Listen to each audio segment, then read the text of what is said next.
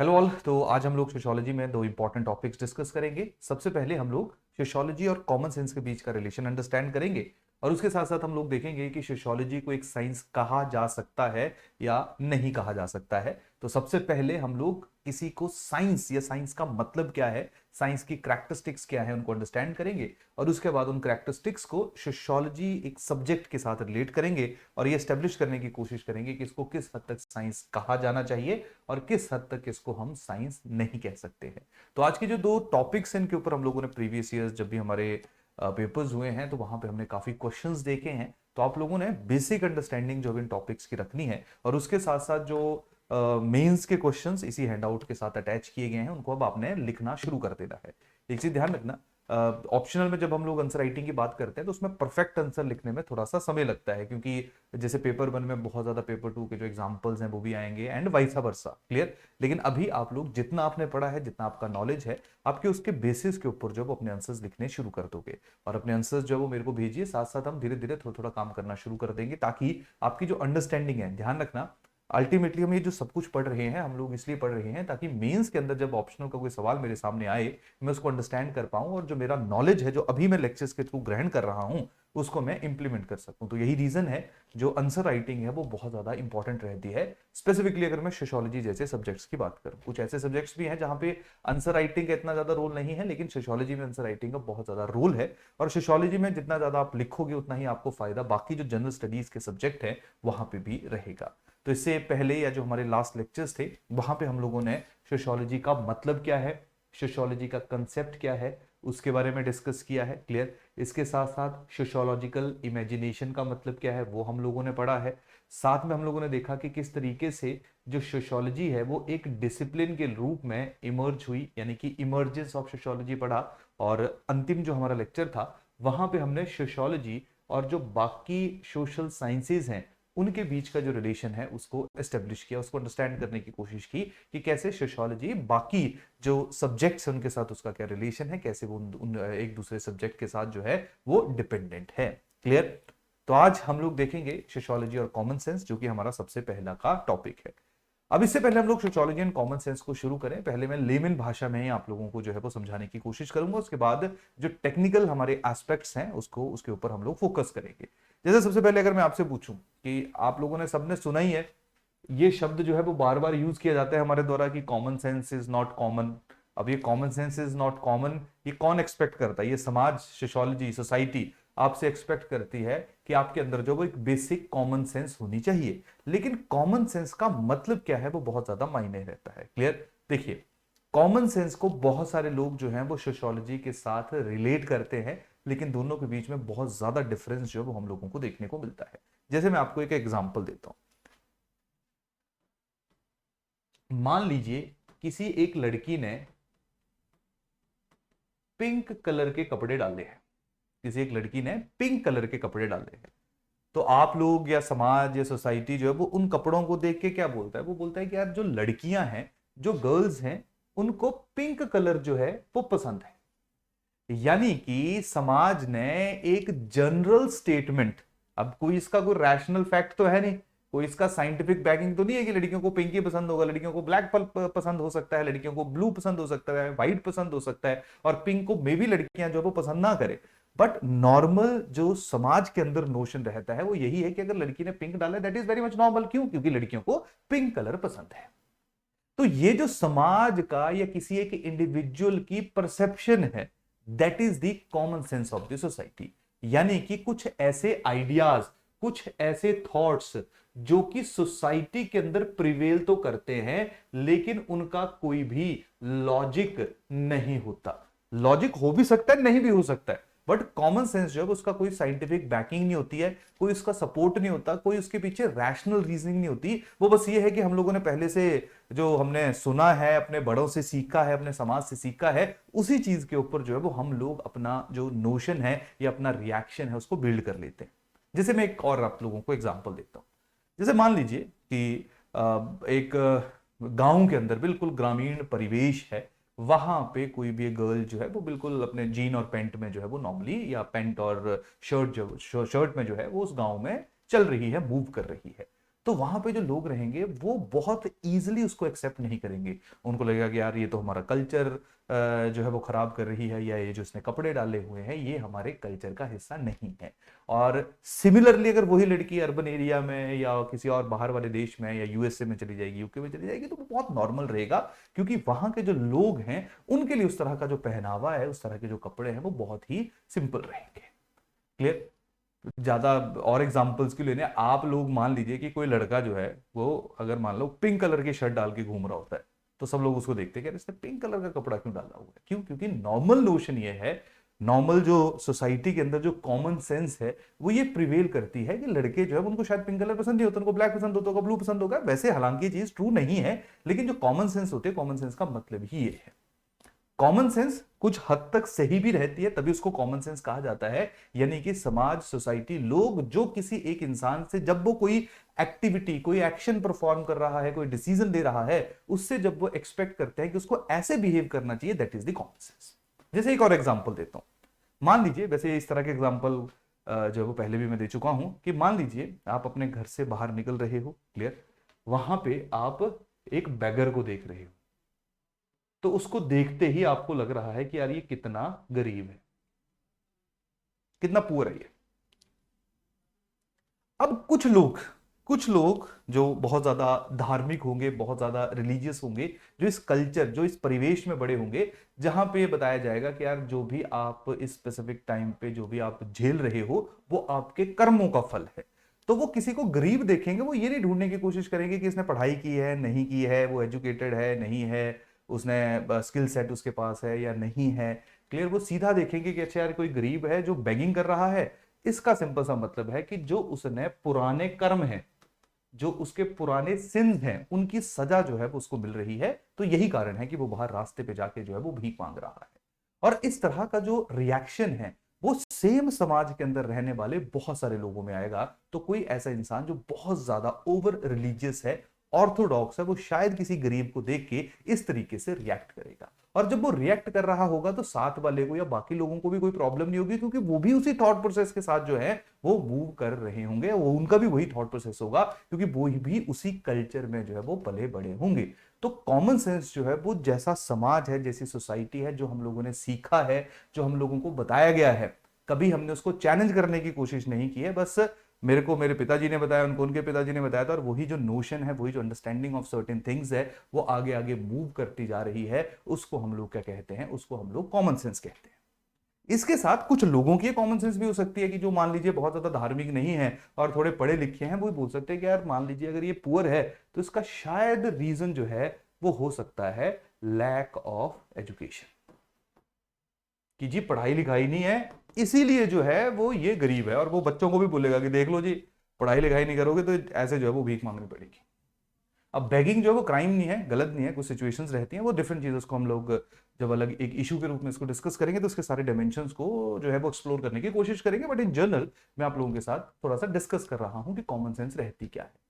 तो किसी को सिखाया गया है कि शायद गरीबी है, शायद अगर आप बीमार हो, कोई परेशानी है, तो वो आपके पुराने जो कर्म है उनका फल है। किसी को सिखाया गया है कि यार अगर गरीबी है, तो उसको बताया गया कि यार ये जो है वो एजुकेशन जो है वो उसने नहीं पढ़ाई लिखाई की, यही कारण है वो गरीब है। But at the same time ऐसे भी बहुत बड़े बिजनेसमैन होंगे जो शायद कभी स्कूल गए ही नहीं होंगे, बहुत बड़े ऐसे पॉलिटिशियन भी होंगे जिन्होंने स्कूल की शक्ल नहीं देखी होगी, और स्पेसिफिक टाइम पे वो रिचेस्ट ऑफ द इंडिविजुअल्स में से कंसिडर किए जाएंगे। तो कहानी क्या है कि जब कोई कह रहा है कि लैक ऑफ एजुकेशन है, तो उसका भी एक बहुत ही नैरो सा पर्सपेक्टिव है, बहुत ही इंडिविजुअलिस्टिक पर्सपेक्टिव है। यानी कि वो सिर्फ अपना जो सोच, जो उसने कहीं ना कहीं शायद अपने मन से उस अंडरस्टैंडिंग को बिल्ड किया है, या उसने पीछे से सीखी हुई है, उसने उस स्पेसिफिक सिचुएशन में रिएक्ट किया है कि यार शायद गरीबी की वजह है, शायद, या गरीबी जो है वो शायद लैक ऑफ एजुकेशन की वजह से है, या पुराने कर्मों की वजह से है। क्लियर? तो वो एक बहुत ही इंडिविजुअलिस्टिक जो है वो रिएक्शन होता है। और जब इंडिविजुअलिस्टिक रिएक्शन होता है,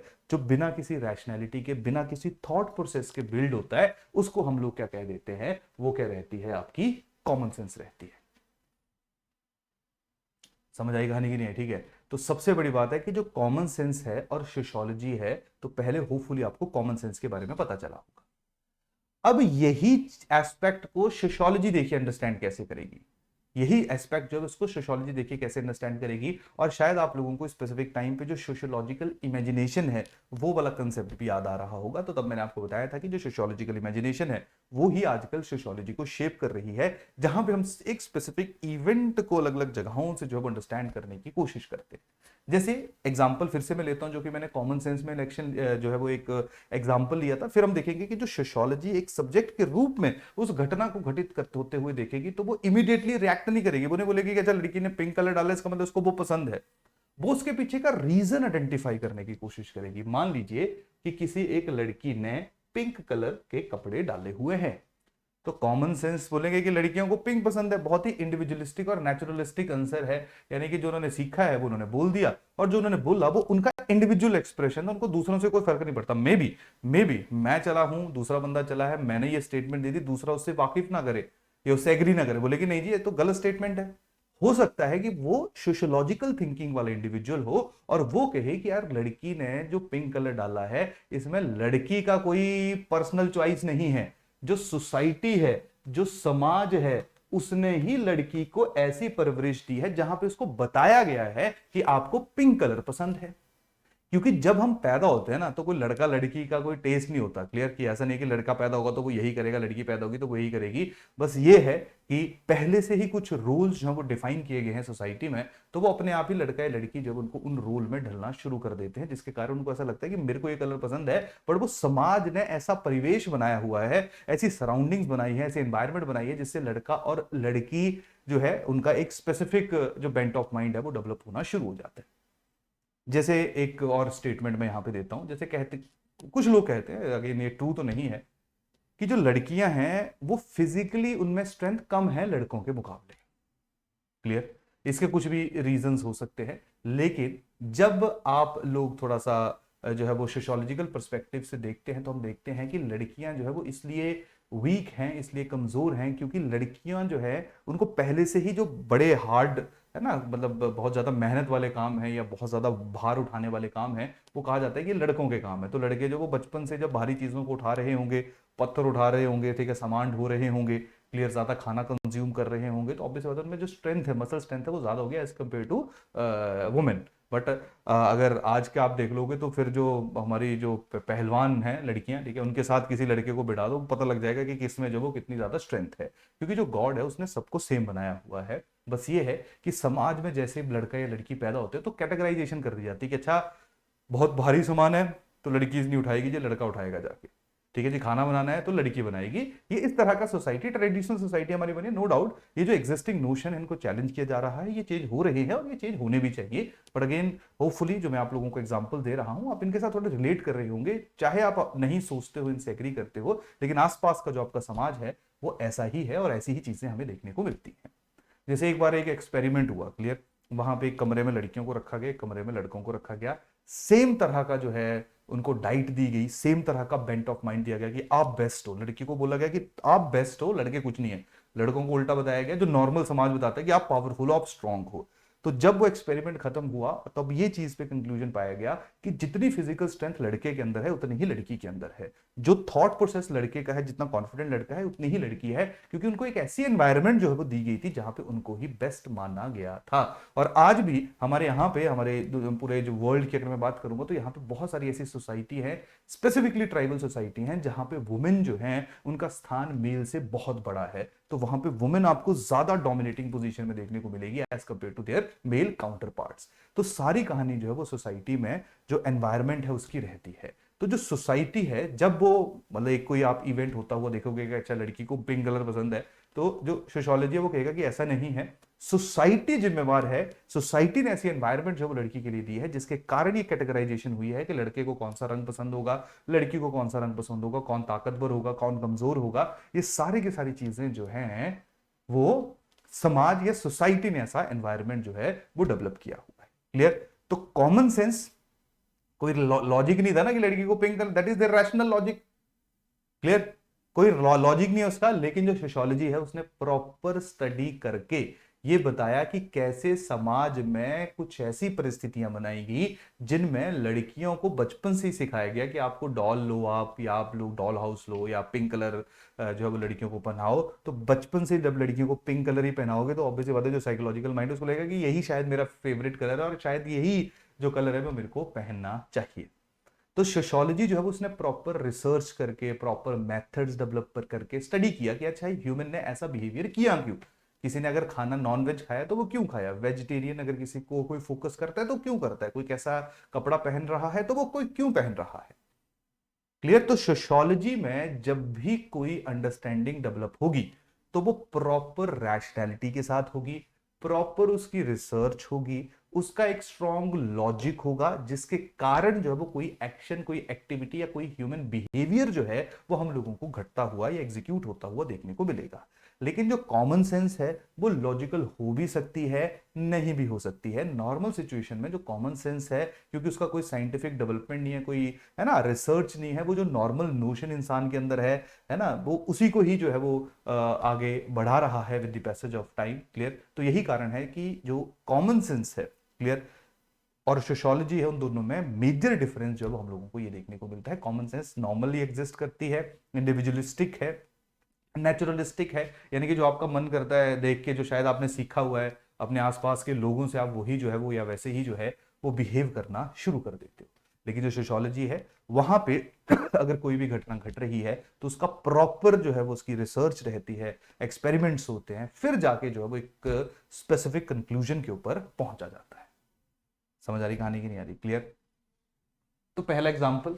दूसरा एग्जाम्पल मैंने आपको दिया था कि जैसे मान लीजिए कोई बेगर है या कोई गरीब बंदा है। क्लियर।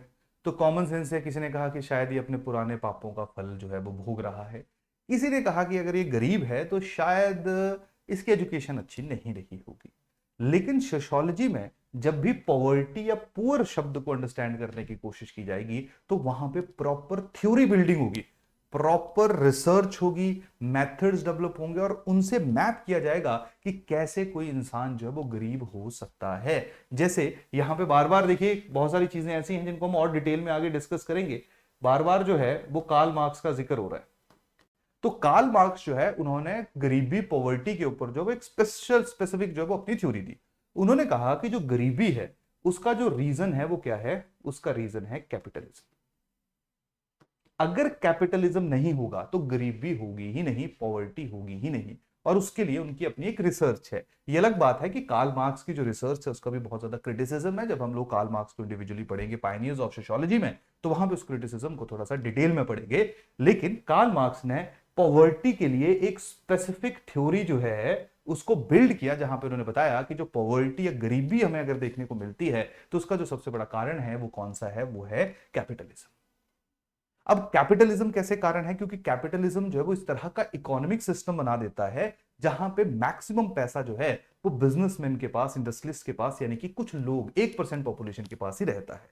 वो लोग पॉलिटिकली भी डोमिनेट करते हैं, वो लोग इकोनॉमिकली भी डोमिनेट करते हैं, वो लोग सोशली भी डोमिनेट करते हैं, क्योंकि जो 1% होगा उसके आगे हमेशा जो 99% होगा वो झुका रहेगा। सारे जो राइट्स हैं, सारे जो अधिकार हैं वो 1% जो रिच कम्युनिटी है उनके पास रहेगा। तो बहुत बड़ा डिवीजन जो है वो समाज के अंदर सिर्फ ये जो कैपिटलिज्म सिस्टम है जहां पे कुछ लोग ही अमीर होते जा रहे हैं उसके कारण देखने को मिल रहा है। जिसके कारण जो 99% लोग हैं ना उनके पास हेल्थ है, फैसिलिटीज एंड एजुकेशनल फैसिलिटीज है, जिसके कारण दिन प्रतिदिन वो गरीब होते जा रहे हैं और जो 1% रिच लोग हैं वो और ज्यादा अमीर होते जा रहे हैं। तो ये जो गैप इंक्रीज हो रहा है ये है सारे का सारा, या जो पॉवर्टी एग्जिस्ट कर रही है ये सारी की सारी कैपिटलिज्म के कारण है। तो अगर इस सिस्टम को तोड़ दिया जाए, जिसका एक सोल्यूशन भी दिया कार्ल मार्क्स ने, इन्होंने कहा कि जितनी भी चीजें प्रोड्यूस हो रही हैं वो सारी चीजें सब लोगों में बंटे। अब वो प्रैक्टिकली पॉसिबल नहीं है करना, लेकिन अगेन इनका ये सोल्यूशन था कि जो भी प्रोडक्शन हो रही है, जितना भी चीजें डेवलप हो रही है वो सारी सब लोगों में बराबरता से जो है वो डिस्ट्रीब्यूट हो,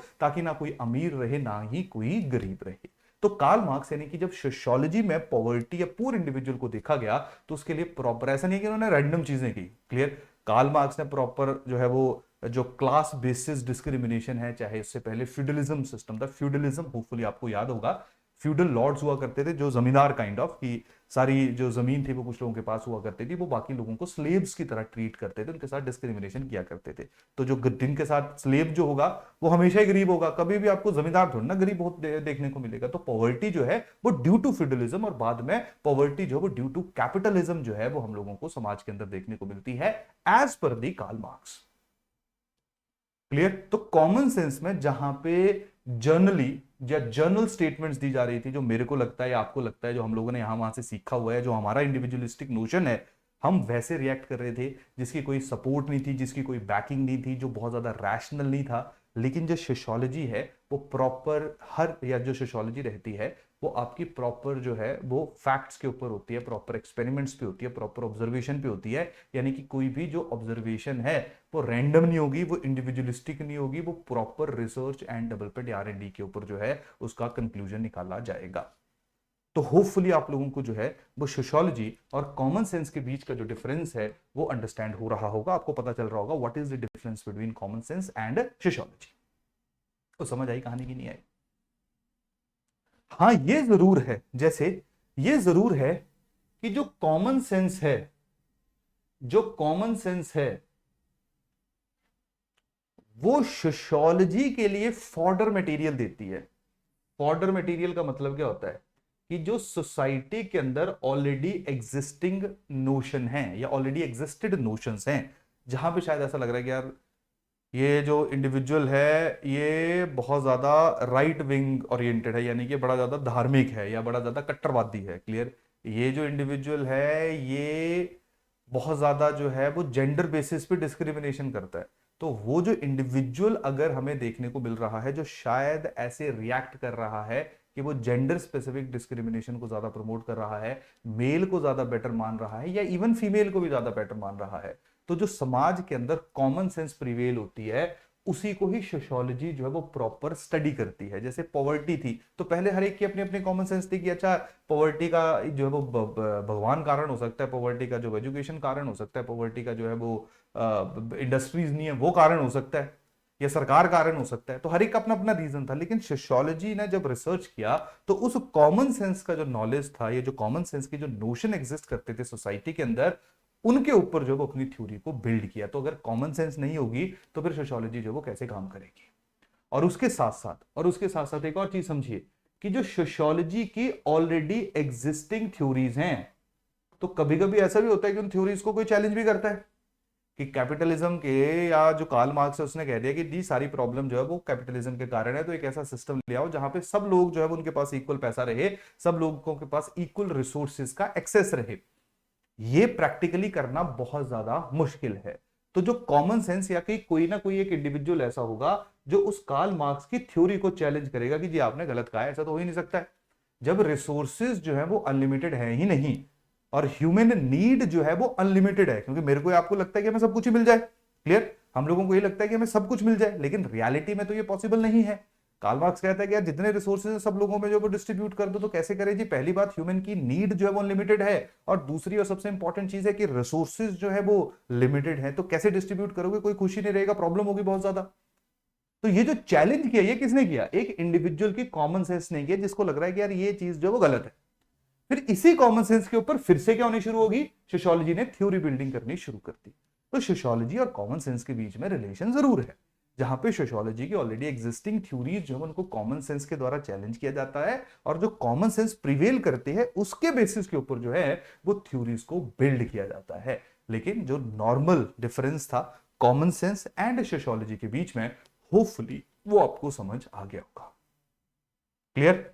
समझ आ गई कहानी की नहीं है? ठीक है। तो सोशियोलॉजी और कॉमन सेंस के बीच का जो वो ये एक छोटा सा रिलेशन है।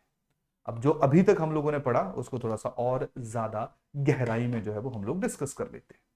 इसके साथ एक और छोटी सी चीज मैं आप लोगों को बताता हूं कि जैसे जो कॉमन सेंस है ना, जो वो तो होपफुली आपको पता चल ही गया होगा कि जो कॉमन सेंस है उसका जो एरिया होता है वो बहुत नैरो होता है।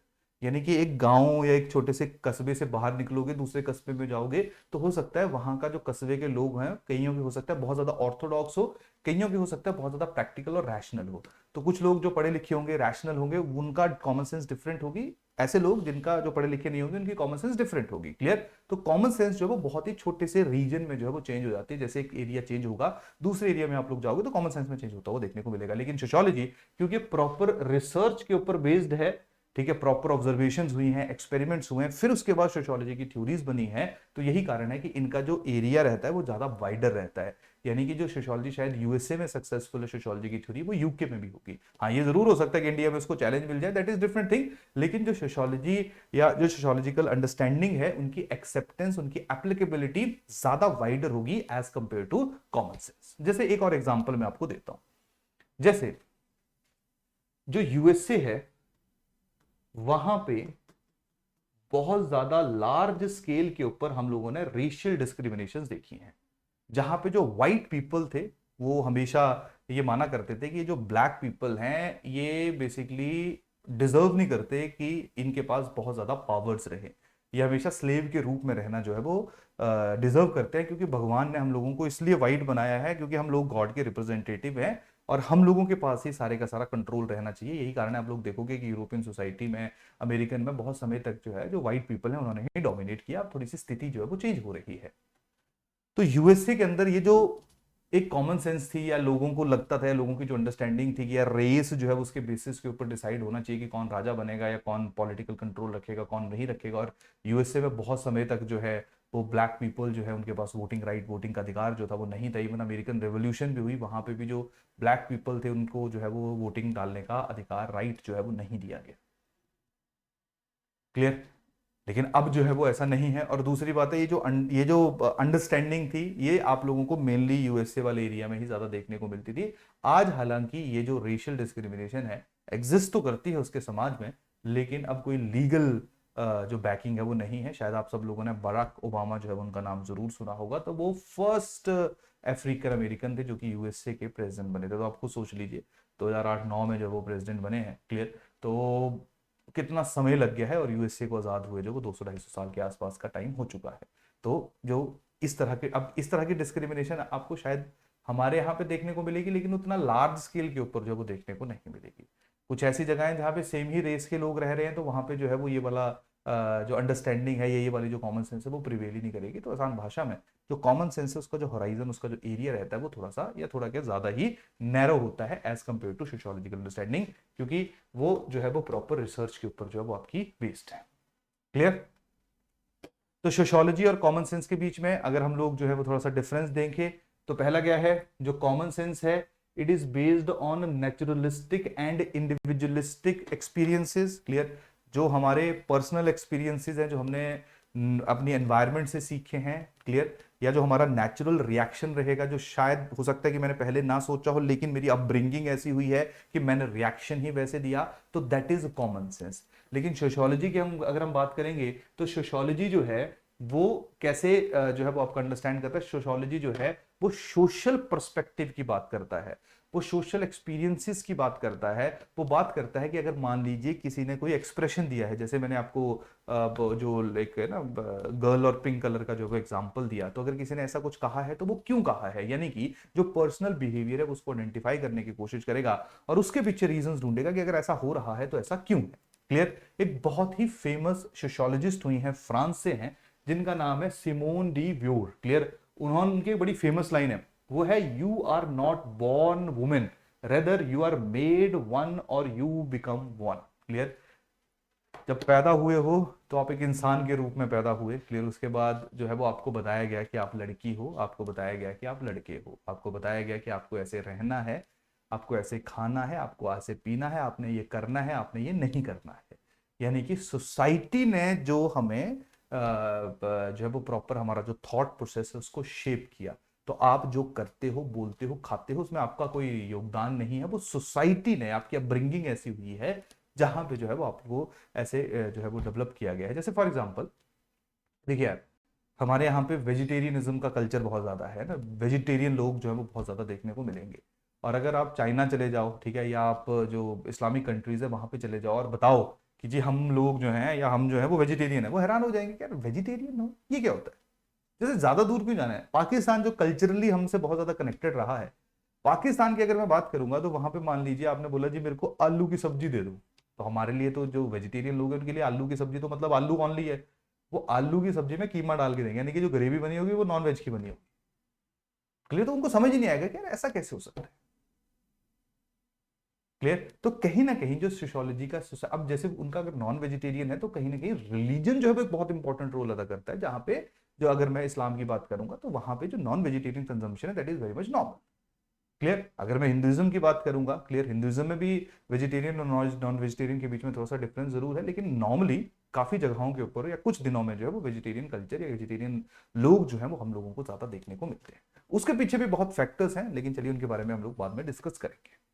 तो मैं आपको क्या समझा रहा हूं, मैं आपको ये बताने की कोशिश कर रहा हूं कि बेसिकली जो आप खा रहे हो, जो आप पहन रहे हो, वो सोसाइटी ने डिसाइड किया है कि आपने क्या करना है, क्या पहनना है। क्लियर? सोसाइटी पॉजिटिव इंपैक्ट भी डालती है, सोसाइटी जो वो नेगेटिव इंपैक्ट भी डालती है। क्लियर? तो पहला पॉइंट तो ये रहा।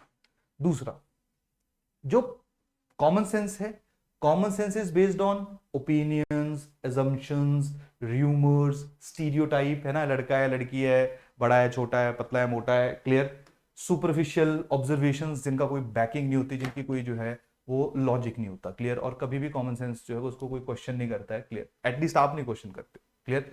तो यही कारण है कि जो कॉमन सेंस है वो बाइज्ड रहती है, वो अनरिलायबल है और सब्जेक्टिव है। सब्जेक्टिव का मतलब होगा कि मेरे लिए डिफरेंट है, आपके लिए डिफरेंट है, इसके लिए डिफरेंट है। यही कारण है कि कॉमन सेंस जो है उसको हम लोगों ने क्या कहा, that is individualistic in nature. Clear? लेकिन अगर मैं सोशियोलॉजी की बात करूंगा तो सोशियोलॉजी में देखिए एंड्रे बिटेले हैं, इन्होंने कहा कि जब भी सोशियोलॉजी में कोई भी थ्योरी बिल्डिंग होती है तो उसमें प्रॉपर एक साइंटिफिक मेथड को यूज किया जाता है, एक प्रॉपर साइंटिफिक स्टडी होती है। साइंटिफिक स्टडी के बारे में थोड़ी देर में हम लोग डिस्कस भी करेंगे आज के लेक्चर में। साइंटिफिक स्टडी का मतलब क्या रहता है? साइंटिफिक स्टडी का मतलब है कि पहले प्रॉपर जो है, जो इशू है जिसके ऊपर रिसर्च करनी है उसको आइडेंटिफाई किया जाता है।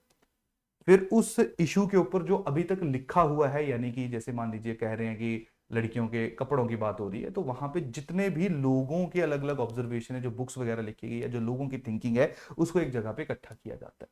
क्लियर? उसके बाद हाइपोथेसिस बनाई जाती है कि हम लोग ये प्रूव करना चाहते हैं कि सोसाइटी जो है वो कैसे इसको इन्फ्लुएंस करेगी। फिर प्रॉपर एक्सपेरिमेंट होते हैं, अलग अलग ग्रुप्स में जाके जो है वो स्टडी किया जाता है, अलग अलग ग्रुप्स में जाके जो वो क्वेश्चनियर्स किए जाते हैं। क्वेश्चनियर का मतलब है कि लोगों से सवाल जवाब किए जाते हैं, उनके जो ओपिनियंस उनको जाना जाता है, फिर जाके जो है वो एक थ्योरी की बिल्डिंग होती है। यानी कि जब भी सोशियोलॉजी एक किसी अंडरस्टैंडिंग पे पहुंच रही है, देखिए कॉमन सेंस क्या है, मेरे से कुछ पूछा मेरे को नहीं पता है, मैंने जो बोल दिया that is my common sense. Sociological understanding of fact क्या है कि मैंने अगर कुछ बोलना होगा तो प्रॉपर रिसर्च करूंगा, मैं जो मैंने अभी आपको प्रोसेस समझाया कि एक प्रॉपर साइंटिफिक मेथड को मैं फॉलो करूंगा, उसके बाद जो है वो मैं अपना ओपिनियन दूंगा, उसके बाद जो है वो मैं अपनी ऑब्जर्वेशन, अपनी जो थॉट प्रोसेस है वो आप सब लोगों को बताऊंगा, आप सब लोगों को समझाऊंगा। क्लियर? तो ऑब्वियस ही बात है कि सोशियोलॉजी जो है वो ज्यादा रिलायबल है। ठीक है? ऑब्जेक्टिविटी ज्यादा देखने को मिलती है और ये बायस्ड नहीं है। ये कभी भी, या जब भी ये थ्योरी बिल्डिंग करेगी तो कोशिश करेगी कि जो वैल्यूज हैं, या मान लो मैं कार्ल मार्क्स हूं, मैं थ्योरी लिख रहा हूँ, क्लियर, तो मैं कोशिश करूंगा कि जो मेरे मेरे भी तो कुछ प्री ऑक्युपाइड नोशन होंगे, मैं उनको साइड करूंगा और जो मेरी स्टडी हो रही है उसके बेसिस के ऊपर मैं अपना कंक्लूजन ड्रॉ करूं। ऐसा थोड़ा मुश्किल होता है जरूर करना, लेकिन अगेन जो सोशियोलॉजिकल अंडरस्टैंडिंग है उसमें यही चीज जो है वो आप लोगों से एक्सपेक्ट की जाती है। क्लियर? कहानी समझ आ रही नहीं आ रही?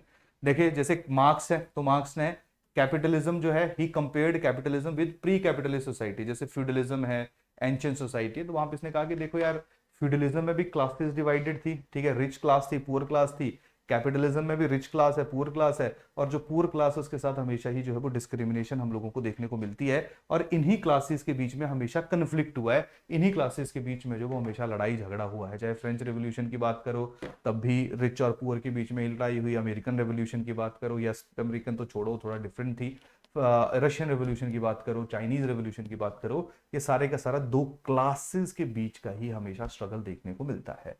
तो आसान भाषा में जो भी कोई एक्शन हो रहा होगा, लड़ाई हो रही होगी, वॉर हो रहा होगा, कन्फ्लिक्ट हो रहा होगा, तो वहां पे हर एक सोशियोलॉजी जो सोशियोलॉजिकल जो थिंकर है वो अपना पर्सपेक्टिव बताएगा। जैसे कार्ल मार्क्स ने कन्फ्लिक्ट जो है वो उसको रिलेट किया क्लास डिवीजन के साथ, रिच और पुअर क्लास के बीच में। क्लियर? तो जब भी आप लोग नॉर्मली, जैसे फॉर एग्जांपल अगर आपने फ्रेंच रेवोल्यूशन देखा, वो भी क्लास कन्फ्लिक्ट था। आप लोगों ने उसके बाद जब रशियन रेवोल्यूशन देखा, वो भी क्लास कन्फ्लिक्ट था, बिजनेसमैन राजा एक साइड थे और जो लोग थे वर्कर्स थे वो दूसरी साइड थे।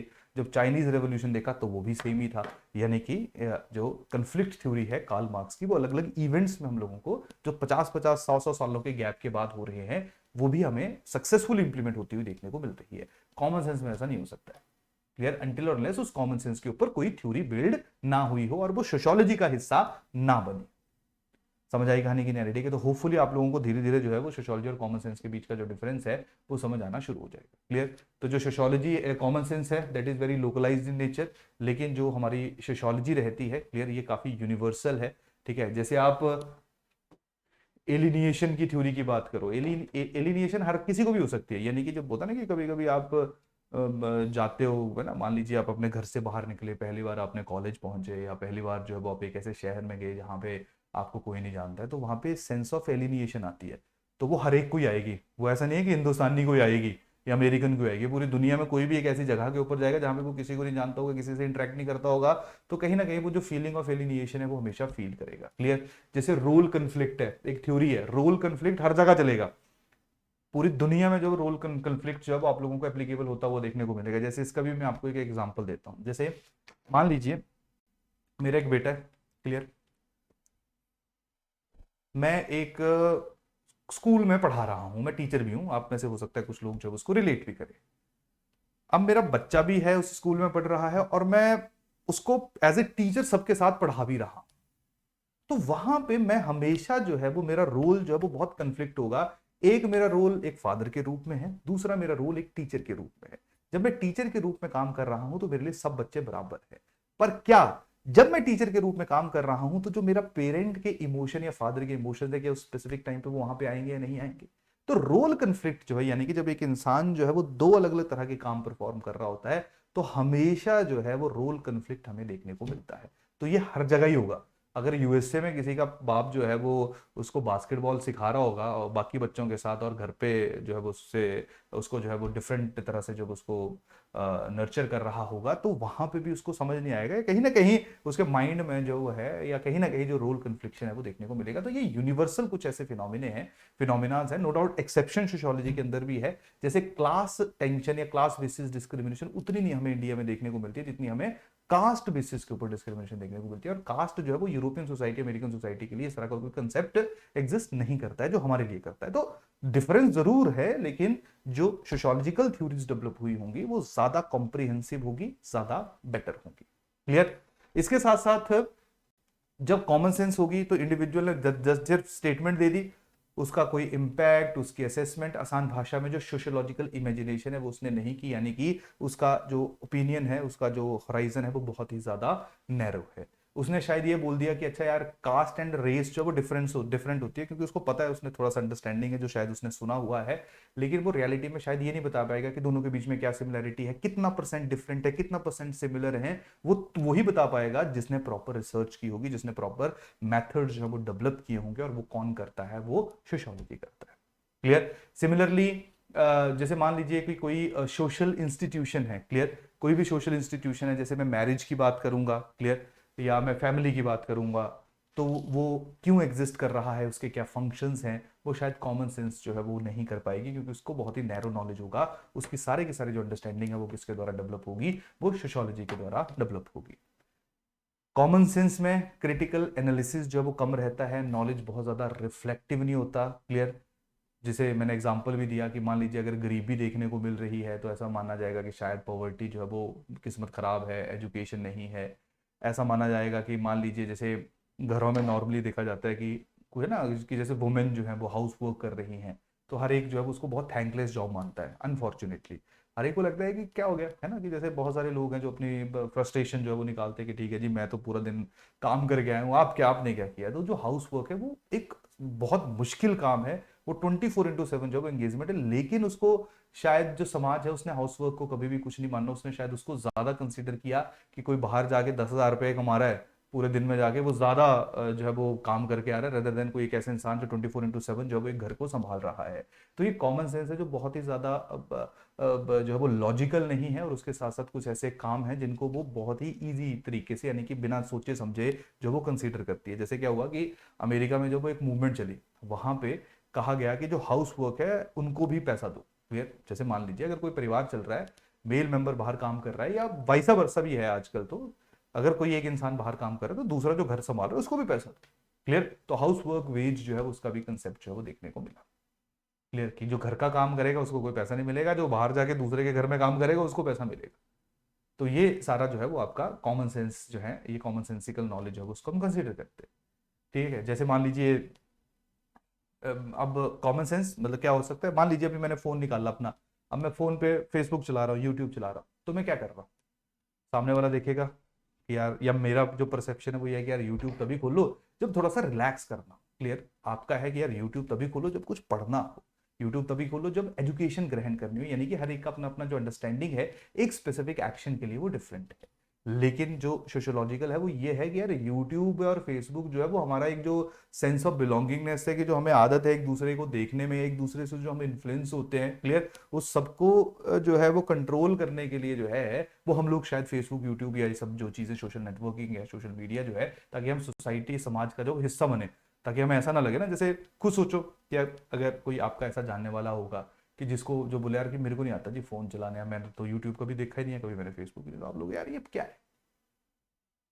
क्लियर? आप बहुत ज्यादा सरप्राइज्ड होंगे, क्यों? क्योंकि अब एक सोशल नॉर्म बन चुका है कि यार आप सब लोग अगर हो, फोन है आपके पास तो आप यूट्यूब देखते होंगे, आप फेसबुक पे होंगे, आप गूगल पे होंगे, या जो जीमेल पे होंगे। अगर कोई मान लो ऐसा इंसान है जो नहीं है, जैसे मेरे को लगता है कि जिसके पास फोन है आजकल, तो ऐसा पॉसिबल ही नहीं हो सकता, क्योंकि जो फोन वगैरह ये चलते नहीं है कुछ चीजों के बिना।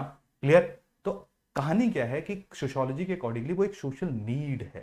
किसी के अकॉर्डिंगली, कॉमन सेंस के अकॉर्डिंगली, वो शायद उसको गाने सुनना पसंद है इसलिए वो यूट्यूब देख रहा है।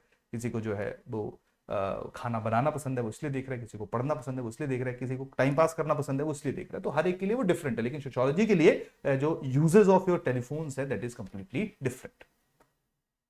तो सोशियोलॉजी और जो कॉमन सेंस है उसके बीच में ये डिफरेंस है, होपफुली आप लोगों को वो समझ आ गया होगा। लेकिन इसके साथ साथ मैंने आप लोगों को इनके बीच का जो रिलेशन है वो भी समझाया, उसको भी अंडरस्टैंड करवाने की कोशिश की। जैसे एंथनी गिडन्स है, एंथनी गिडन्स यही कहते हैं कि यार जो कॉमन सेंस है वो ही कहीं ना कहीं जो है वो सोशियोलॉजिकल थ्योरीज की बिल्डिंग को जो है वो काम करती है। क्लियर? तो एक कंसेप्ट है डी फेमिलराइजेशन। तो जो डीफेमिलराइजेशन है, डीफेमिलराइजेशन का मतलब है कि कोई भी अगर घटना घट रही है, किसी का भी मान लीजिए कोई एक परसेप्शन है, किसी का भी कोई बिहेवियर है, तो उसको प्रॉपर जो वो सोशियोलॉजिकल इमेजिनेशन, होपफुली याद होगा आप लोगों को कि सोशियोलॉजिकल इमेजिनेशन जो है वो वहां पे इंक्लूड करो, और वो सारी घटना जो घटित हो रही है उसको प्रॉपर रिसर्च करो, एक्सपेरिमेंट्स करो, और उसके बाद उस ऑब्जर्वेशन पे पहुंचो कि वो जो हैपनिंग हुई वो क्यों हुई, कौन से फैक्टर्स जो थे वो उसके लिए रिस्पॉन्सिबल थे। क्लियर? तो ये हमारा आज का पहला टॉपिक है, that is sociology and common sense. तो ये इन दोनों के बीच में रिलेशन है। तो देखिए यार, इस तरह के डायग्राम्स है ना, बोलते हैं हम लोग की फ्लो चार्ट्स बनाओ, डायग्राम्स बनाओ, तो इस तरह की डायग्राम जो जितना आप बनाओगे उतना आप लोगों के लिए बेटर रहेगा। तो क्या है कि कॉमन सेंस क्या है? Common sense raw material provide कर रही है सोशियोलॉजी को कि जी करिए इस पे रिसर्च, और उसके साथ साथ जो ऑलरेडी एग्जिस्टिंग सोशियोलॉजिकल थ्योरीज हैं उनको चैलेंज भी कर रही है कि जी आप जो सोच रहे हो that is completely wrong, clear, that is not right, done. Sociology का काम क्या है? सोशियोलॉजी जो है वो कॉमन सेंस को एनरिच भी कर रही है। ठीक है? जैसे मान लीजिए कि अगर सोशियोलॉजिकल थिंकिंग जो है वो ये डेवलप कर रही है कि जी कैपिटलिज्म जो है वो है, that is this is one of the reason behind poverty. तो लोगों को लगेगा कि यार अगर गरीब भी है तो फिर क्योंकि है ना सोसाइटी के अंदर वो थॉट प्रोसेस जो इंक्लूड हो रहा है, तो मेरे को आगा आया तो मैंने दूसरे को समझाया, तीसरे को बताया, तो वो जो सोसाइटी के अंदर नोशन था वो थोड़ा सा चेंज होना शुरू हो गया। इसके साथ साथ सोशियोलॉजी जो है, जो स्टीरियोटाइप है कि अच्छा ये लड़कों का काम है, ये लड़कियों का काम है, तो सोशियोलॉजी में जो थ्योरी बिल्डिंग हो रही है, लोगों तक पहुंच रही है, चाहे एजुकेशन के जरिए पहुंच रही है या किसी और मीडियम के जरिए पहुंच रही है, तो वो कहीं ना कहीं कॉन्शियसली और सबकॉन्शियसली जो है वो कॉमन सेंस को भी इम्पैक्ट कर रही है, और समाज जो है एक बेटर प्लेस बन रहा है। जैसे मैंने अभी थोड़ी देर पहले जो है वो आप लोगों को एग्जाम्पल दिया था कि किस तरीके से जो है वो अमेरिकन सोसाइटी में जो ब्लैक पीपल थे उनके साथ बहुत डिस्क्रिमिनेशन की जाती थी, लेकिन बाद में धीरे धीरे वहां पे जो बाकी लोग थे उन्होंने उसको एक्सेप्ट किया, ये बिल्कुल गलत है, भगवान ने हमें सब सेम बनाया है, सेम तरीके से हम आए हैं यहाँ पे, हर एक का अपना सेम ब्रेन है, सब चीजें सेम है, लेकिन सिर्फ कलर डिफरेंस होने से जो वो हम एक दूसरे के साथ डिस्क्रिमिनेशन या भेदभाव नहीं कर सकते हैं। क्लियर? तो यही रीजन है कि जो सोशियोलॉजिकल अंडरस्टैंडिंग्स हैं, थ्योरीज जो बिल्ड हुई, उन्होंने सोसाइटी को भी शेप किया। और बहुत सारी जो स्टीरियोटाइप थी, चाहे वो ब्लैक पीपल के लिए थी, चाहे वो कास्ट बेसिस के ऊपर थी, या फिर वो जेंडर बेसिस के ऊपर थी, वो कहीं ना कहीं with the passage of time हम लोगों को इंप्रूव होती हुई देखने को मिलती हैं। तो जो सोशियोलॉजी है वो कॉमन सेंस को भी बेटर कर रहा है। क्लियर? तो इस सारे का सारा जो रिलेशन है वो हम लोगों को सोशियोलॉजी और कॉमन सेंस के बीच में जो है वो डेवलप होता हुआ देखने को मिलेगा। ये स्पेसिफिक जो रिलेशन है इसको हम लोग एसोसिएट कर सकते हैं, इसको हम लिंक कर सकते हैं। समझ आई कहानी यहां तक कि नहीं आई? ठीक है, तो what is the relation between sociology and common sense? तो ये था हमारा आज का पहला टॉपिक। अब सेकंड टॉपिक की तरफ जब हम लोग मूव करते हैं, ठीक है, ज्यादा बड़ा टॉपिक नहीं है, इजी टॉपिक है, छोटा सा टॉपिक है, that is sociology A science? क्या सोशियोलॉजी साइंस है या नहीं है? इनिशियली ये हम लोगों ने जब इंट्रोडक्शन किया था तब भी मैंने आपको बताया था कि इनिशियली चाहे ऑगस्ट कॉम्ट की बात की जाए, हर्बर्ट स्पेंसर की बात की जाए, एमिली डर्कीम की बात की जाए, सेंट साइमन की बात की जाए, ये वो इनिशियल सोशियोलॉजिकल थिंकर्स थे। क्योंकि उस जमाने में, या जब सोशियोलॉजी इमर्ज होनी शुरू हुई एक डिसिप्लिन के रूप में, तो उस जमाने में, उस टाइम में जो साइंटिफिक डेवलपमेंट थी या साइंस थी, उसको बहुत ज्यादा तवज्जो दी जाती थी कि हर चीज का रीजन जो वो साइंस है। आई डोंट नो आप कितने ज्यादा फेमिलियर होंगे, आप लोगों ने सुना है एक धर्म है, एक रिलीजन है, that is Scientology. Tom cruise का नाम सुना होगा। टॉम क्रूज एक बहुत ही फेमस हॉलीवुड एक्टर है। ठीक है, तो जो साइंटोलॉजी है वो बेसिकली क्या बोलते बोलते हैं कि साइंस इज गॉड, कि वो साइंस साइंस की पूजा कर रहे हैं, वो भगवान भगवान को कुछ नहीं मान रहे। ये जो साइंस है वही भगवान है, उसी की जो साइंस, साइंटोलॉजी, साइंस की जो पूजा कर रहे हैं, दैट इज साइंटोलॉजिस्ट। और 1% के आसपास ग्लोबल पॉपुलेशन जो वो साइंटोलॉजिस्ट है, यानी कि ऐसे लोग जो साइंस की पूजा कर रहे हैं। तो ये दौर ही वो था 19 सेंचुरी की अगर मैं बात करूंगा, तो ये वो वाला टाइम पीरियड था जहां पे हर चीज के लिए साइंस जो है वो, हर चीज का जवाब जो है वो साइंस दे रही थी। तो उसी दौर में, उसी दौरान जो है वो सोशियोलॉजी भी एक सब्जेक्ट के रूप में डेवलप होनी शुरू हुई। यही कारण है जो स्टार्टिंग के सोशियोलॉजिस्ट थे उनको एक बहुत बड़ा हैंगओवर था कि जो सोशियोलॉजी है वो साइंस ही है। नो डाउट कुछ हद तक सोशियोलॉजी हमें साइंस के रूप में काम करती हुई देखने को मिलती है, बट ये चीज परफेक्टली ट्रू नहीं है। तो इनिशियली, जैसे अगर मैं सेंट साइमन की बात करूंगा, तो उन्होंने कहा कि जो जैसे फिजिक्स का हर एक फिनोमिना प्रूव किया जाता है, वैसे ही जो सोसाइटी है उसको भी हम फिजिक्स के साथ एसोसिएट करके जो है जो है वो उसके जो भी फिनोमिनाज घट रहे हैं, जो भी समाज के अंदर हमें अलग अलग बिहेवियर्स देखने को मिल रहे हैं, हम उनको प्रॉपर साइंटिफिक तरीके से जो है वो प्रूव कर सकते हैं। बाकी इनके बारे में हम लोग डिटेल में डिस्कस करेंगे। हर्बर्ट स्पेंसर जो है उन्होंने ऑर्गेनाइजमिक एनालॉजी की बात की कि किस तरीके से पूरे का पूरा जो सोसाइटी है वो एक ह्यूमन जो ऑर्गेनिज्म है उसकी तरह जो है वो प्रॉपरली डील कर रहा है। एमिली डर्किम जो है, क्लियर, इन्होंने जो है वो भी सोशियोलॉजी को जो वो साइंटिफिक लाइन, साइंटिफिक थॉट्स के ऊपर जो वो डेवलप करने की बात की। लेकिन जैसे जैसे टाइम आगे बढ़ा वैसे वैसे कुछ सोशियोलॉजिस्ट थे जिन्होंने इस चीज को चैलेंज करना शुरू कर दिया। उन्होंने कहा कि देखिए, साइंस जो है उसमें 100% एक्यूरेसी होती है। साइंस में ऐसा नहीं है कि 99% एक्यूरेसी, उसमें जो चीज होनी है वो होगी ही होगी। ग्रेविटी है तो वो है ही, उसमें कोई कुछ नहीं कर सकता। क्लियर? उसमें कोई कोई छेड़खानी नहीं कर सकता। जो चीज एग्जिस्ट करती है वो हमेशा ही एग्जिस्ट करेगी। क्लियर? लेकिन सोशियोलॉजी या सोसाइटी जहां पे ह्यूमन बीइंग इन्वॉल्व है, मैं हूं, आप हैं, और ऐसा तो है नहीं जी कि हम कंप्यूटर हैं कि बटन दबाया तो हंस लिए, बटन दबाया तो रो लिए, बटन दबाया तो चुप बोलिए, ऐसा तो नहीं है हम लोग। क्लियर? हम लोग क्या है, हम लोग इमोशन ड्रिवन है। हम लोग बहुत ज्यादा इमोशनल होते हैं, तो हम कुछ भी कर सकते हैं। इमोशन वैसे शायद मैं रैशनल इंसान हूं, लेकिन कभी कभी अगर जिंदगी में कुछ ऐसे पड़ाव आएंगे जहां पे है ना कोई अच्छा इमोशन, बुरा इमोशन जो है वो मेरे पे या किसी पे भी हावी होगा, तो शायद मेरा जो रिएक्शन है वो कंप्लीटली डिफरेंट हो जाएगा।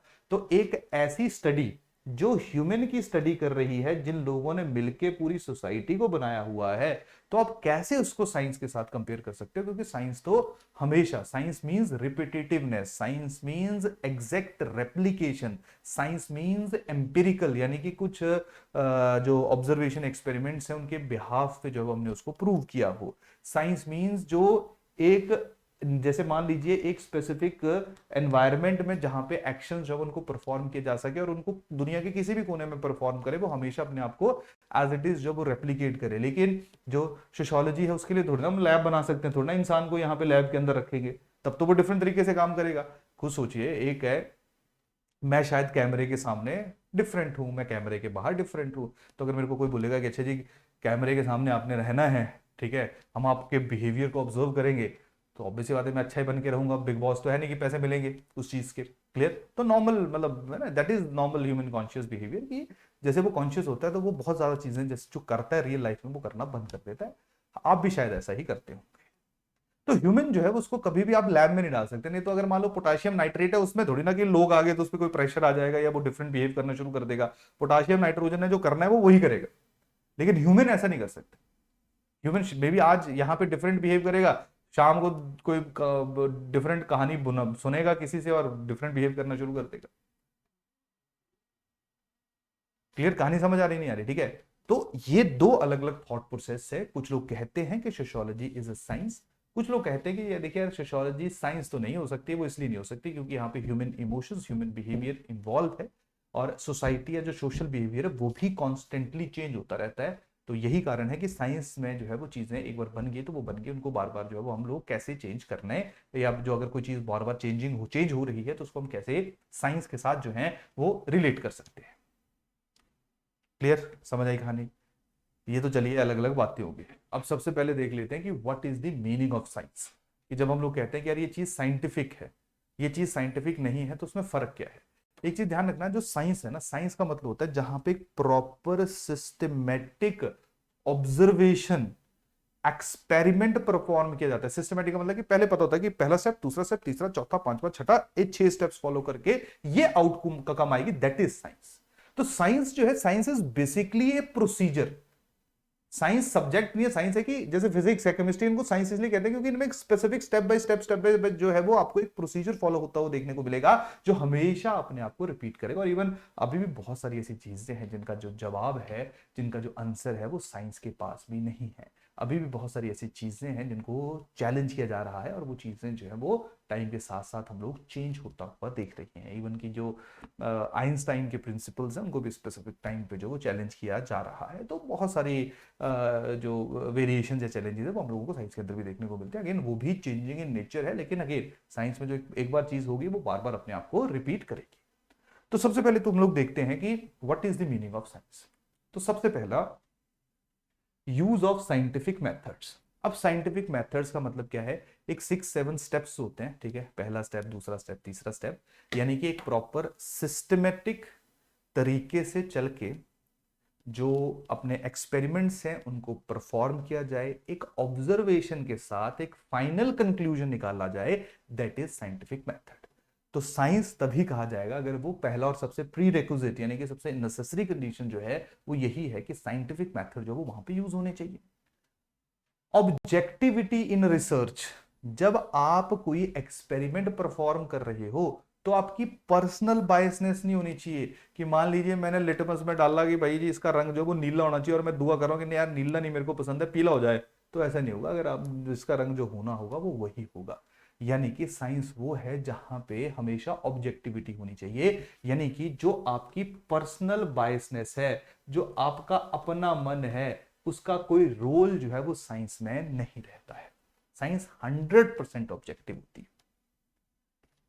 इंटर सब्जेक्टिव रिलायबिलिटी, कहीं पे भी परफॉर्म करो, ग्रेविटी है कहीं पे भी लेके जाओ, ग्रेविटी सेम ही बिहेव करेगी। ठीक है, क्योंकि ग्रेविटी हमेशा ही होगी, हमेशा चीजों को अपनी तरफ ही खींचे। दैट इज इंटर सब्जेक्टिव, यानी कि बार बार जो है या कहीं पे भी आप उसको परफॉर्म करो वो सेम अपने रिजल्ट्स देगी। इंपिरिकल, यानी कि प्रॉपर रिसर्च के बाद, प्रॉपर एक्सपेरिमेंट्स के बाद जो है वो आपकी थ्योरी बिल्ड हुई होगी। इंपिरिकल होगी, प्रॉपर फैक्ट्स के ऊपर आधारित होगी, प्रॉपर ऑब्जर्वेशन और एक्सपेरिमेंट्स के ऊपर रहेगी। कॉज एंड इफेक्ट रिलेशनशिप्स जो है उसको डिस्क्राइब करेगी, यानी कि अगर कोई चीज हुई तो ये चीज इसलिए हुई। क्लियर? अगर किसी का कलर पीला हुआ तो पीला होने के पीछे भाई ये रीजन जो है वो है। तो कॉज एंड इफेक्ट रिलेशनशिप जो है वो डायरेक्टली एस्टेब्लिश करेगी। वो इसलिए करेगी क्योंकि प्रॉपर एक्सपेरिमेंट्स हुए। जनरलाइजेशन है कि उन एक्सपेरिमेंट्स के ऊपर जो जनरल थ्योरी बनेगी वो थ्योरी हर एक स्पेसिफिक सिचुएशन में जो है वो एप्लीकेबल होगी, हमेशा फ्यूचर को प्रेडिक्ट कर लेगी। क्लियर? फ्यूचर को क्या प्रेडिक्ट करेगी बताओ? आप प्रेडिक्ट कर सकते हो फ्यूचर को कि नहीं? मैं कर सकता हूं कि इस पेन को अगर मैं फेंकूंगा तो नीचे ही जाएगा। That is the correct exact prediction. क्यों? क्योंकि मेरे को पता है जी ग्रेविटी है। तो साइंस जब हम कहते हैं तो साइंस के अंदर प्रॉपर साइंटिफिक मेथड्स हैं, ऑब्जेक्टिविटी है, इंटर सब्जेक्टिव रिलायबिलिटी है, इंपिरिकल नेचर है, कॉज इफेक्ट रिलेशनशिप को डिस्क्राइब किया जा सकता है, जनरल प्रिंसिपल्स बनाए जा सकते हैं, और उसके साथ साथ 100% प्रेडिक्टेबिलिटी जो है वो हमें देखने को मिलती है। तो अब सवाल यहां पे आता है कि जो सोशियोलॉजी है, क्या वो साइंस है या वो साइंस नहीं है? तो एक छोटा सा एग्जांपल मैं आप लोगों को यहां पे देता हूं, तो यहां पे जो वो चीजों को थोड़ा समझिए। देखिए, यहीं से उठाते हैं प्रिडिक्शन। प्रिडिक्शन उठाते हैं, जैसे जब कोविड-19 चल रहा था, तो जो हमारे चाइल्ड राइट एक्टिविस्ट थे, उन्होंने कहा कि कोविड के कारण जो पॉवर्टी हो रही है, या जो कोविड के कारण लोगों की जॉब्स गई है, कोविड के कारण जो पैसा नहीं रहा है, इसका सीधा सीधा इंपैक्ट जो वो चाइल्ड ट्रैफिकिंग के ऊपर पड़ेगा। यानी कि जो बच्चे हैं, फिर उनका जो खरीद फरोख्त है वो ज्यादा इंक्रीज हो जाएगी। और ये चीज पहले प्रिडिक्ट की गई थी, और इस चीज को बिल्कुल सही माना गया। क्लियर? तो ऐसा क्यों हुआ? क्योंकि सोशियोलॉजी जो है उसने प्रॉपर अंडरस्टैंड किया कि जब भी किसी तरह की डिप्रीविएशन होती है, तो उसका जो सबसे ज्यादा इंपैक्ट पड़ता है, वो जो डिसएडवांटेज स्टेट है, जो कमजोर वर्ग है, जिसमें बच्चे जो है वो प्राइमरली आते हैं, वुमेन भी जिसका एक हिस्सा है, उनके लिए, उनके ऊपर जो अत्याचार है वो इंक्रीज होते हुए हम लोगों को देखने को मिलते हैं। कोविड-19 आया, डोमेस्टिक वायलेंस के केसेस जो वो बहुत ज्यादा इंक्रीज हो गए। तो आसान भाषा में जो सोशियोलॉजी है वो कहते हैं कि देखो जी, हमें तो पता है कि अगर कुछ भी प्रॉब्लम आएगी, क्लियर, अगर मान लीजिए कभी कभी कुछ भी वॉर होगा, कोई भी कंफ्लिक्ट होगा, तो उसके रीजंस क्या होंगे, उसके कॉन्सिक्वेंसेस क्या होंगे, तो हमें पता है। तो हम तो 100% जो है वो प्रिडिक्शन जो है वो कर सकते हैं। तो यही कारण है कि सोशियोलॉजी जो है उसको क्या मानना चाहिए, उसको जो है वो साइंस मानना चाहिए। जनरलाइजेशन, कि जो कार्ल मार्क्स ने कैपिटलिज्म के ऊपर अपनी थ्योरी दी, तो उसने यही बताया कि यार कभी भी कंफ्लिक्ट होगा, कभी भी कोई प्रॉब्लम होगी, तो उसका रीजन जो है वो क्लास कंफ्लिक्ट के साथ या क्लास स्ट्रगल के कारण ही होगा। चाहे वो फिडलिस्टिक सोसाइटी थी, हमारी एंशियंट सोसाइटी थी, जहां पे नोबल्स और पुअर के बीच में लड़ाई रहती थी, क्लियर, या जो नॉर्मल मैन था उसके बीच में लड़ाई रहती थी, या फिर आबाद की बातें जहां पे जो रिच या कैपिटलिस्ट हैं और जो वर्कर क्लास है, वर्कर यूनियंस, उनके बीच में लड़ाई लड़ाई रहेगी। तो उसने कहा कि जी, ये देखिए, रशियन रेवोल्यूशन में सही प्रूव हुआ, फ्रेंच रेवोल्यूशन में सही प्रूव हुआ, चाइनीज रेवोल्यूशन में, चाइनीज जब ट्रांसफॉर्मेशन हुई तब वहां पे देखिए सही प्रूव हुआ, क्यूबा में सही रहा। But at the same time, clear, समझ आ रही कहानी? तो इसका मतलब है कि कुछ ऐसी थ्योरीज है जो हर जगह जो है वो एप्लीकेबल हो सकती है। कॉज एंड इफेक्ट रिलेशनशिप, तो थोड़ी देर पहले मैंने आपको बताया कि मान लीजिए अगर पॉवर्टी है, तो वो उसका जो है वो क्या रीजंस है, और किसके कारण जो है वो पॉवर्टी आ रही है, सोशियोलॉजी उसका आंसर करती है। सोशियोलॉजी जब उसका आंसर करती है, अलग बात है कि मैक्स वेबर डिफरेंट बोलता है, कार्ल मार्क्स डिफरेंट बोलता है, लेकिन थ्योरीज तो हैं। क्लियर? अगली आ जाएगी आपकी इंपेरिकल। अब देखो यार, कहानी क्या है यहाँ पे कि अब सोशियोलॉजी में तो आप जो प्रॉपर लैब्स हैं उनके अंदर तो नहीं परफॉर्म कर सकते हो, क्योंकि ह्यूमन जो है वो यहाँ पे इन्वॉल्व है। तो यहाँ पे क्या है कि जो एमिली डर्किम है, क्लियर, उन्होंने क्या करना शुरू किया, उन्होंने ना एक स्पेसिफिक सोसाइटी में, जैसे उन्होंने एक रिलीजन को जो है वो अंडरस्टैंड करना था, तो एक ऑस्ट्रेलिया के अंदर ट्राइब है, अरुमता ट्राइब, क्लियर, उसको उन्होंने स्टडी की।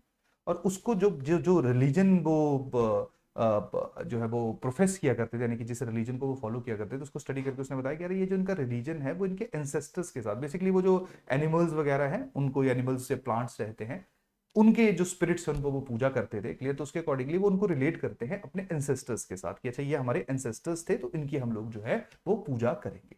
तो आसान भाषा में यहाँ पे भी एमिली डर्किम के द्वारा जो है वो एक जो प्रॉपर रिसर्च एक्सपेरिमेंट है उसको परफॉर्म किया गया। तो कहीं ना कहीं जो हमारी सोशियोलॉजी उसको इंपिरिकल बनाने की कोशिश की गई। क्लियर? इंटर सब्जेक्टिव रिलायबिलिटी है जी, जो समाज में क्लास स्ट्रगल जो रशिया में या अपना फ्रांस में देखा हमने, जर्मनी में देखा हमने, फ्रांस है ना, रशिया में देखा हमने, चाइना में भी देखा, तो है ही जी। ऑब्जेक्टिविटी इन रिसर्च जो है वो सोशियोलॉजी का जो मेन ऑब्जेक्टिव है वो यही है कि किस तरीके से जो सब्जेक्टिविटी है उसको साइड किया जाए, और रैशनल आर्गुमेंट्स के साथ प्रॉपर साइंटिफिक मेथड जो है उनको यूज करके जो है वो एक परफेक्ट जो रीजंस है उनके ऊपर पहुंचने की कोशिश की जाए। तो जब सोशियोलॉजी अपने आप को साइंस कहती है, तो ये जो अभी आर्गुमेंट्स मैंने आप लोगों के साथ डिस्कस किए, इन आर्गुमेंट्स को देते हुए कहा जाता है कि sociology is a science. But at the same time जहां पे ह्यूमन इन्वॉल्व है वहां पे कभी भी 100% ऑब्जेक्टिविटी नहीं हो सकती है। पर्सनल बायसनेस तो आएंगी ही आएंगी, क्योंकि जब मैं किसी से बात करूंगा हो सकता है जो वो सोच रहा है वो ना बोल रहा है, या हो सकता है कि जिस तरीके से वो बोल रहा है मेरी पर्सनल बायसनेस उसको डिफरेंट तरीके से इंटरप्रेट करे। तो ऐसा हो ही नहीं सकता है कि जहां पे मैन इन्वॉल्व है, ह्यूमन इन्वॉल्व है, वहां पे जो है वो हम लोगों को पर्सनल बायसनेसेस ना देखने को मिले। तो ये तो सवाल ही नहीं पैदा होता। इंटर सब्जेक्टिव रिलायबिलिटी, तो देखिए जी Karl Marx no doubt success हो सकता है कुछ जगहों के ऊपर सक्सेसफुल है, लेकिन उसने क्लास स्ट्रगल की बात की। अगर इंडिया में आ जाओगे तो इंडिया में क्लास स्ट्रगल कुछ हद तक तो सही माना जाता है, लेकिन इंडिया में कास्ट स्ट्रगल जो है वो ज्यादा इंपॉर्टेंट है। यहां पे जो डिस्क्रिमिनेशन हुई है वो क्लासेस के बेसिस पे ऊपर नहीं हुई है कि अपर क्लास है, लोअर क्लास है, रिच क्लास है, पुअर क्लास है। यहां पे जो डिस्क्रिमिनेशन हुई है वो कास्ट बेसिस के ऊपर हुई है। तो कैसे बोलने जी इंटर सब्जेक्टिव रिलायबिलिटी है। और इंपेरिकल कैसे हो सकता है? इंपेरिकल जो है वो जब एमिली डर्किम ने स्टडी भी की अरुंता ट्राइब की, जो कि ऑस्ट्रेलिया के अंदर है, वो तो एक बड़ी ही छोटी सी ट्राइब थी। अगर आपने स्टडी करना है तो रिलीजन को स्टडी करो। इवन इंडिया में अगर आपने हिंदुइज्म को स्टडी करना है तो नॉर्थ इंडिया में डिफरेंट चलेगा, साउथ में थोड़ा डिफरेंट देखने को मिलेगा, उड़ीसा में डिफरेंट होगा। तो बहुत ज्यादा रिलीजियस प्रैक्टिसेस में भी जो आपको, और रिलीजन जो वो वैसे बहुत डाइवर्स है, बहुत डिफरेंट है, तो आप उसको कैसे इंपेरिकल जो है वो कर सकते हो। कॉज एंड इफेक्ट, मैंने बताया कि हर एक जो सोशियोलॉजिकल थिंकर है वो डिफरेंट पॉवर्टी के रीजंस बताएगा। जनरलाइज करना थोड़ा मुश्किल है। प्रिडिक्शन जो है वो कुछ हद तक कभी की जा सकती है, वो तो बहुत सारी चीजें हम भी प्रिडिक्ट कर सकते हैं,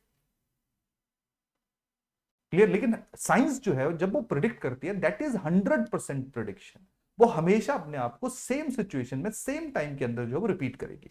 पर सोशियोलॉजी जो है जहां पे ह्यूमन बिहेवियर इन्वॉल्व है, वहां पे 100% टाइमली प्रिडिक्शन करना जो है वो बहुत ज्यादा डिफिकल्ट है, बहुत ज्यादा मुश्किल है।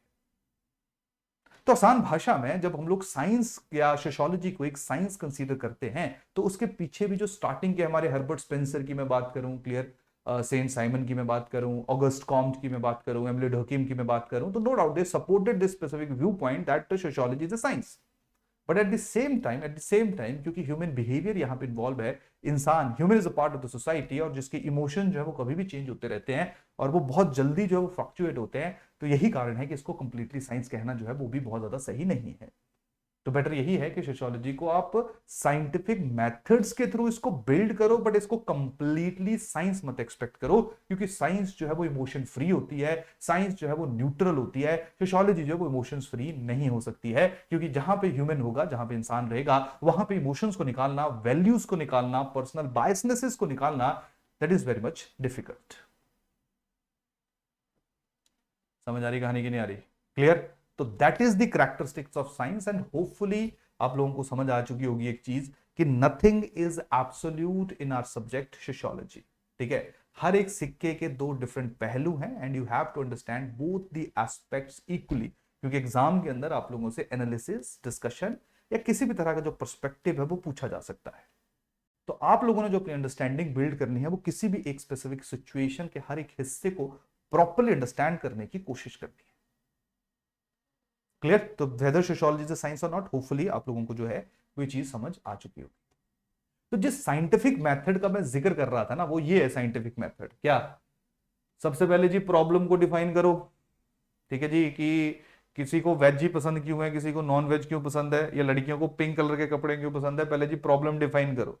Then you have to review the literature, यानी कि जो एग्जिस्टिंग नोशंस हैं, एग्जिस्टिंग नॉर्म्स, एग्जिस्टिंग बुक्स, उनको पढ़ो कि जो थॉट प्रोसेस है आया कहां से, क्यों, किस, कौन बेवकूफ था जिसने जो ये स्पेसिफिक स्टेटमेंट दी, और उसके पीछे जो है वो क्या रैशनैलिटी थी, क्या लॉजिक था। क्लियर।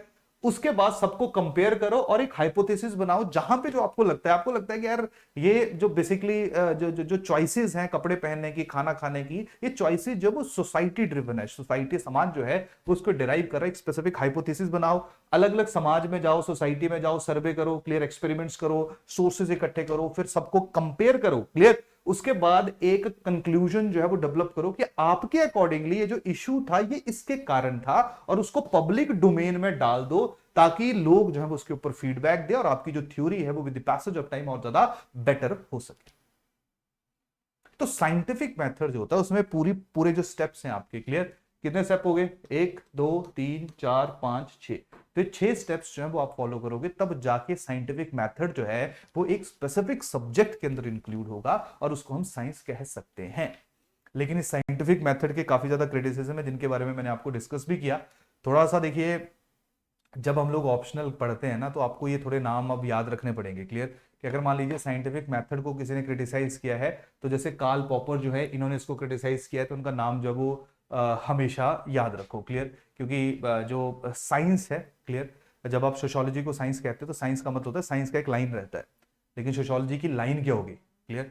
तो ये लाइन जो है खींचना बहुत ज्यादा मुश्किल है, क्योंकि यहाँ पे ह्यूमन एलिमेंट जो है वो एग्जिस्ट करता है, और उसके साथ साथ जो समाज है, सोसाइटी, उसका नेचर बहुत जल्दी हम लोग जो है वो ट्रांसफॉर्म या चेंज होता हुआ देखने को मिलते हैं। तो कहीं ना कहीं जो साइंटिफिक मेथड का यूज करना है ये बहुत मुश्किल है, क्योंकि साइंटिफिक मेथड में आप डिमार्केशन कैसे करोगे, क्लियर।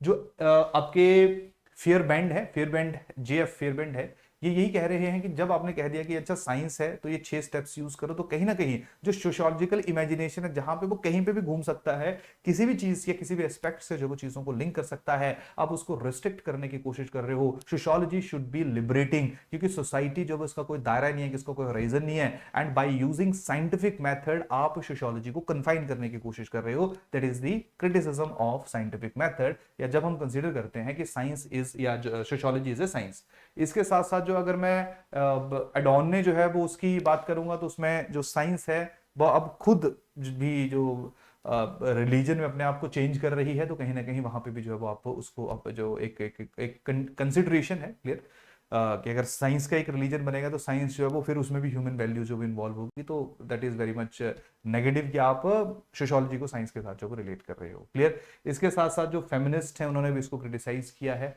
क्लियर, कि जो सोशल फैक्टर्स हैं उनको कंप्लीटली इग्नोर किया जा रहा है, और जो वुमेन है उनका जो एस्पेक्ट है उसको भी देखना जो है वो बहुत ज्यादा जरूरी है।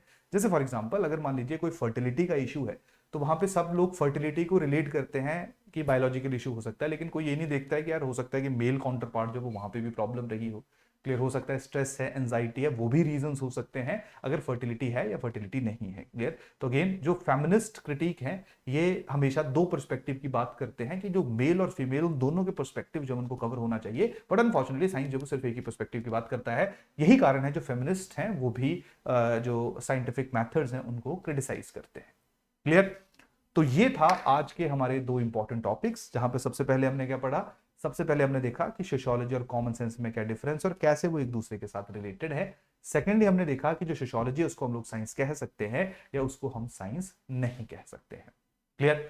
तो ये था आज का लेक्चर। नेक्स्ट लेक्चर में हम लोग कुछ नए टॉपिक्स जो डिस्कस करेंगे, तो पढ़ते रहिए, ठीक है। जो आंसर्स आज के हैंडआउट में अटैच किए गए हैं उनको सॉल्व करने की कोशिश करिए।